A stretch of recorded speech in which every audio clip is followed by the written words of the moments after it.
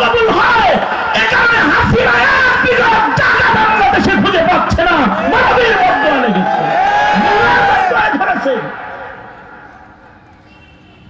দোয়া লাগলেও মোল্লার কাছে যেতে হয়। লোকেরা বলে আব্দুল আজিজ মুহাদ্দিস দেহলভীর কাছে যাও, তিনি দোয়া করলে ভালো হয়ে যাবে।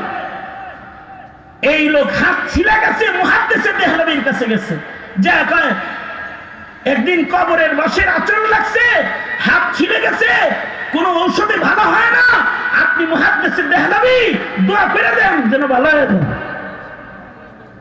মুহাদ্দিস দেহলভী বলে কবরের বাঁশের আচরণ লাগছে, তার মানে হলো তুমি কাগজ ভালো পাইছো, উঠাইছো ঠিক, কিন্তু তার লাশটা কবরে নামানোর পরে সামান্য একটা কবরের আযাব তার কবরে সামান্য সময় হয়েছে,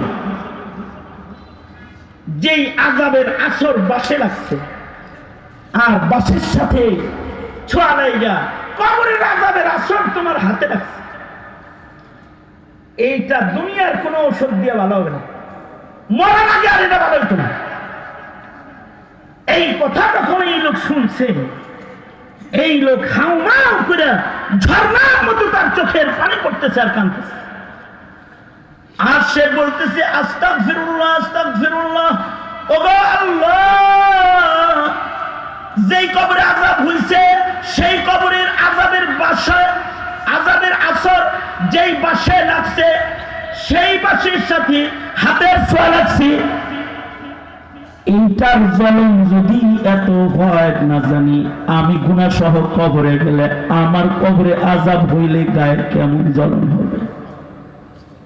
ওগো আল্লাহ, আমি তোমার কবরের আযাব, দোজখের আযাব সইতে পারবো না, আল্লাহ তুমি আমারে মাফ করে দাও।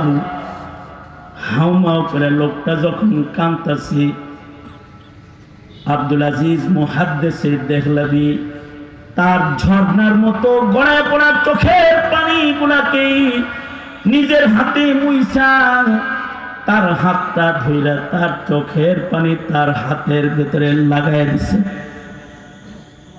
সাথে সাথে জ্বালা পোড়া বন্ধ হয়ে গেছে।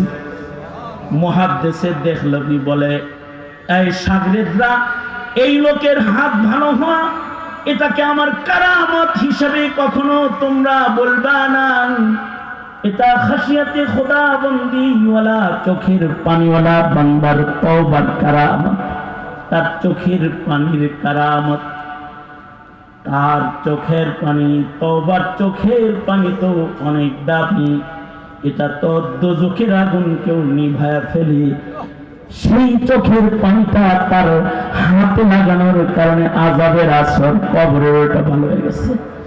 এটা আমি মুহাদ্দিস দেহলভীর কারামত নয়, এটা খাশিয়াতে খোদাবন্দি তাকওয়াওয়ালা বান্দার চোখের পানির কারামত।